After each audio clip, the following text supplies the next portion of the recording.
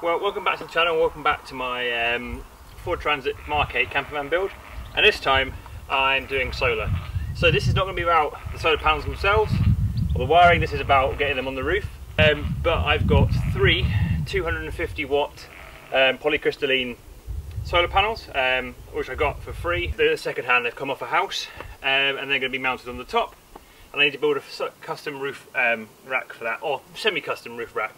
So I'm going to be basing my roof rack off the VanGuard ULTI Bar roof rack, roof bars, which is made by a British company, and then I'm using aluminium 33mm scaffolding components to build the actual frame. First off, everything's silver, and it's nowhere as cool as black, so everything's getting painted. I'm going to paint the frames of the solar panels, all the aluminium tubing, all the aluminium roof bars, and the aluminium parts which join them together. The bolts I've ordered are black already. Being aluminium, it's quite difficult to paint, it's not so easy, so I need to use an etch primer to sort of grip into the surface of the aluminium. Then I'm going to use truck bed liner, black paint to go over it to give it a hard wearing black finish.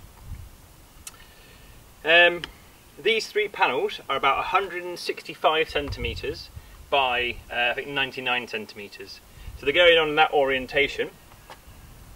The top of the van at the very thinnest point is 1 metre 60 to 160 centimetres, and those are 165 centimetres. There's going to be a 2.5mm overhang on either side, but the actual bars themselves overhang are about 175, so they overhang about 5 centimetres.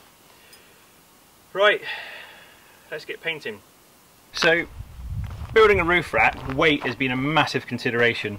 I weighed this all up by finding all the components in the cheaper galvanised steel for the length of the pipe and all of the brackets, and it would have come to over 100 kilos. For the roof rack itself, with even the panels, which is way too heavy. Doing it all in aluminium, which the tubing itself didn't cost that much more. But these sort of brackets, which I'm going to be using, which are part of the scaffolding industry, are a lot lighter. So the total rack weight should be somewhere around 25 kilos, which, if you look at the sort of big American safari style roof racks, which is the sort of visual I'm going for, they generally weigh around that sort of area to 40 kilos. So that's a bit more ideal for me. However, for anyone who does own a Ford Transit Mk8, even if you're not installing a roof rack, there's something I definitely recommend you have a look at, and I'm going to play you some footage from a few weeks ago and you'll understand why. So this morning the inside of the van is soaked, and I don't really know why. Something's leaking up here. Wood's dry here, insulation's all dry to about this point. I don't know where the water's coming from. The only thing I could think of is, well, I don't know really. I think the only thing above there is the plug for the internal threaded bolt for the roof rack. So maybe that's got a leak in it. I'll go check. So I don't know, so this is where it looks like it's coming in, but this doesn't seem like it's compromised steel-wise, I don't know. So on closer inspection it's probably this seal here. I'm gonna get a roof rack in a few weeks, so I'll be able to fix this. Don't really know which one of these it is, but I'm gonna make a temporary fix.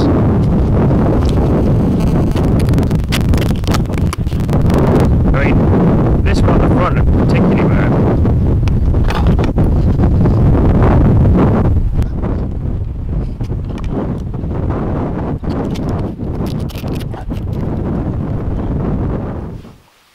Right, I'm going to show you these bars just inside the van where it's a little bit more shaded.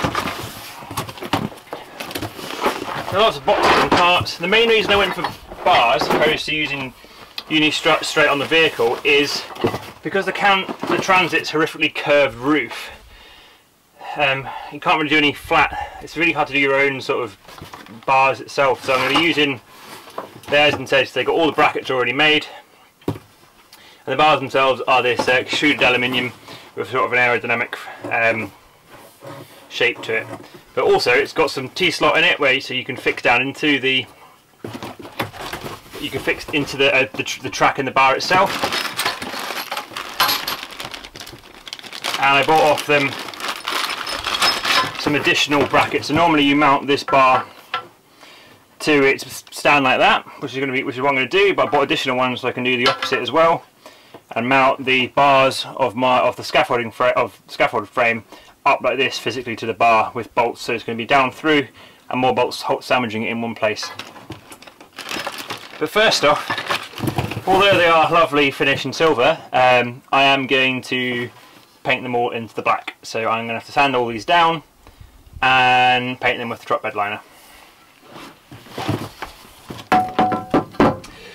Also, so this model of Transit comes in two heights. It comes in the H2, which is about a little bit less tall, and the H3. And I found out the bars are actually come in different sizes. So if you buy the H3, the bar width is only 157 centimeters, and if you buy the H2, the bar width is 175 centimeters.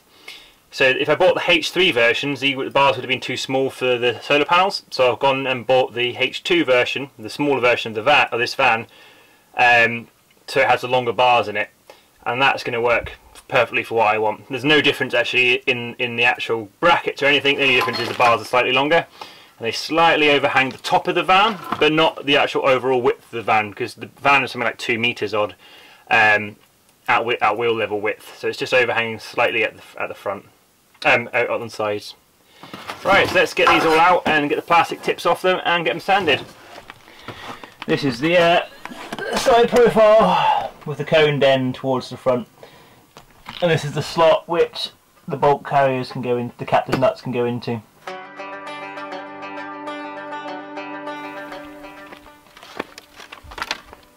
So the bars themselves are anodised aluminium, and the tubing is raw aluminium.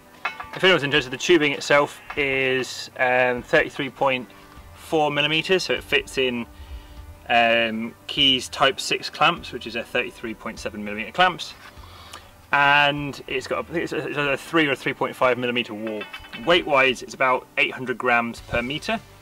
An equivalent of that, if I bought the 33 millimeter galvanized steel tubing, which is traditionally what you see in other handrails and scaffolding, that is about 3.8 kilos per meter. So what I'm going to do is I just need to key up the surface, because aluminium has a non-porous surface, which means the paint isn't going to have anything to stick to. So I'm going to rough it up a little bit with 240 grit sandpaper, and then I'm going to use an acid primer, which from my understanding eats into the metal a little bit to adhere to it. So I'm just going to get started.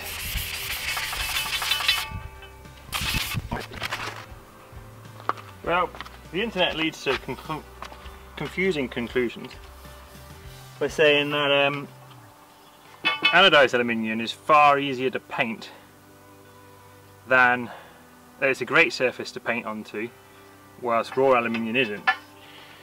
That leaves me in a predicament of what do I do? I think I'll see if I can key it up with that block, and then I'll just degrease it. Where's my other blocks?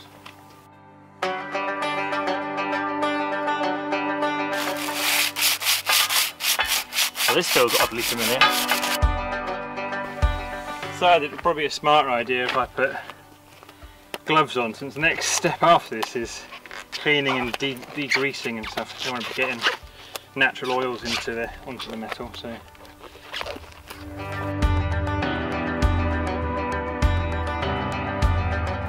Right, next up I'm going to be using methylated spirits to actually degrease them, and a rag, which is an old pair of pants, clean pants.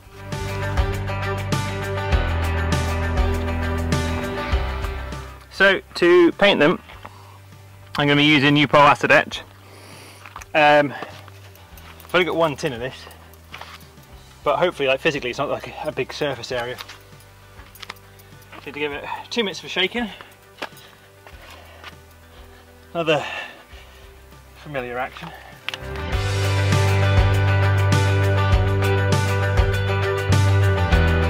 So I'm definitely going to need a few more tins of the etching primer.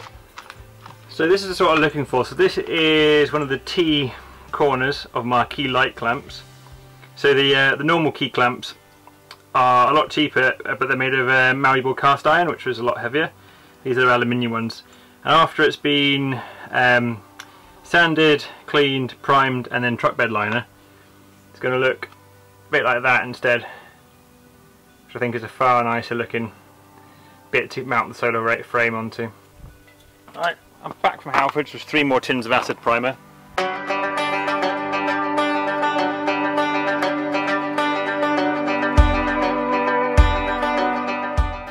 So this is what I've gone for truck bed liner wise, Autotech Professional Truck Bed Black Liner Spray. I know loads of people like Raptor stuff, which is also made by U-POL, who make the acid etcher, but that's well expensive and it's not really going to be visible that much. So I've just gone for this stuff.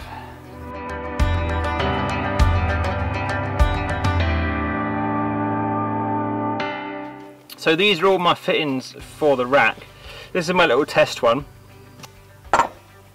So it's just going to be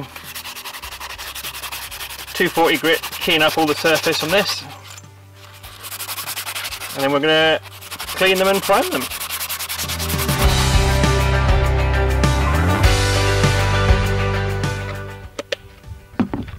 Right, let's get these all primed up.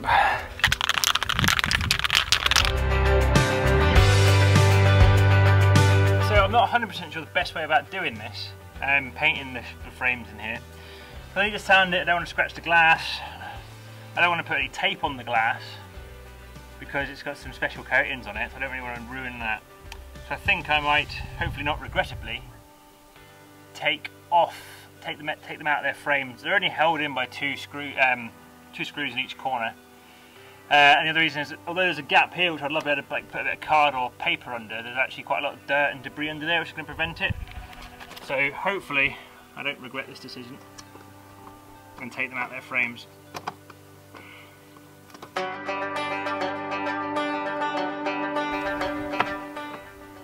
Yeah, they're definitely glued with sealant.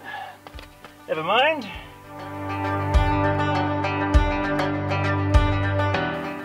Right, well, I guess let's just get sanding.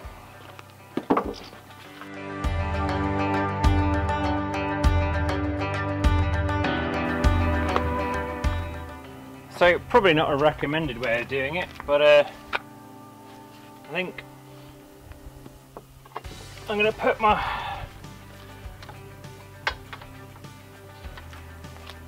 panel suspended on my trestles,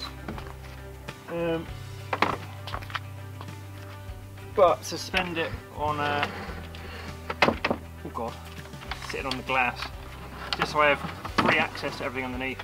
I know it's not ideal, but I don't see there being too much for it in this situation.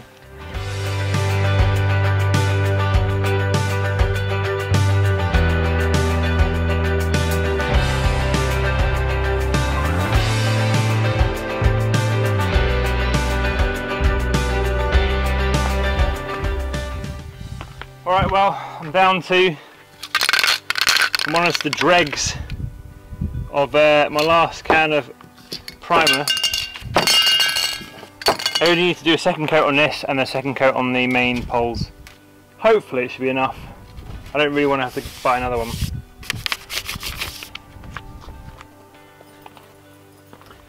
So I've got 3 more tins of truck bed liner, and it's time to spray the panels. So I'm going to spray them this way up so I can get a good coat on the angles you're actually going to see.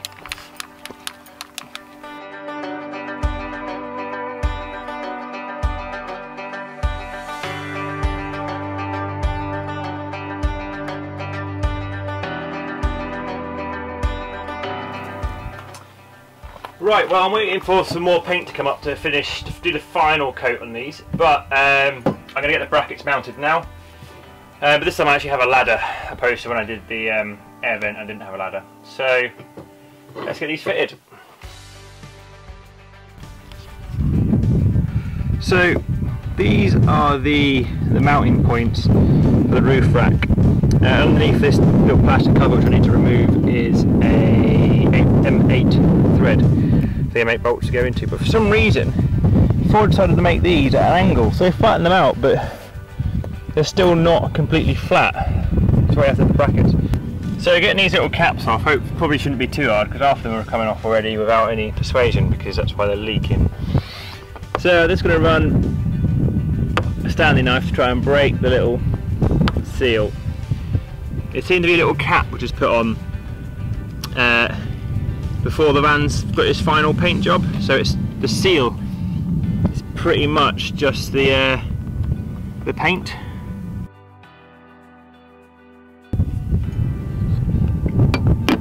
So this is something quite annoying which I've actually seen other people mention in videos as well, is that these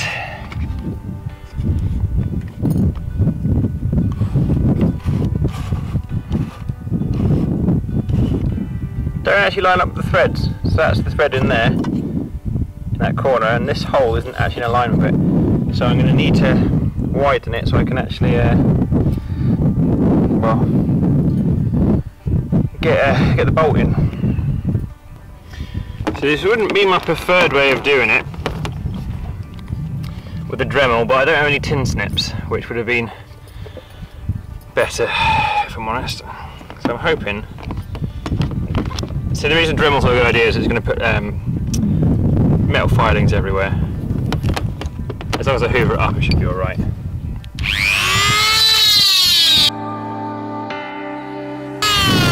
Tell you what though, it made short work of it.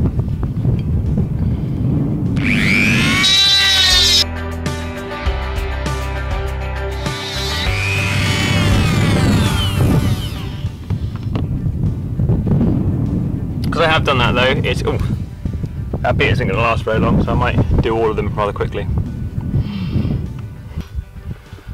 Right, I've done them all. Out of 8 mounting points, all 4 of them on the passenger side needed expanding because they were all out of alignment, like considerably, by a good 2-3 mil. On the driver's side they're all perfect. So now that I've done that and I've exposed bare metal, I'm going to need to hammerite it to clean it up. First, I'm going to get the hoover and just suck up all these little bits of metal filings I've just created.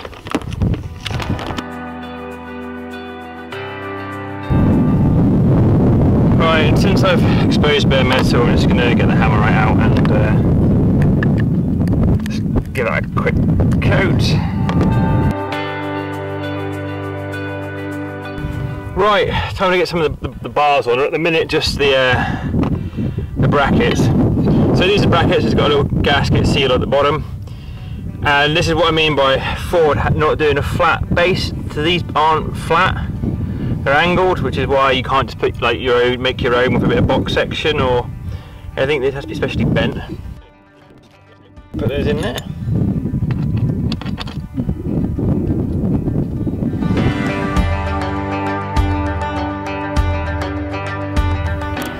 I'm not going to crank them down just yet because I'm going to put the top bracket on and the bar to make sure that they're both sitting, or they're sitting parallel to each other. Parallel to each other? Yeah, we'll go for parallel.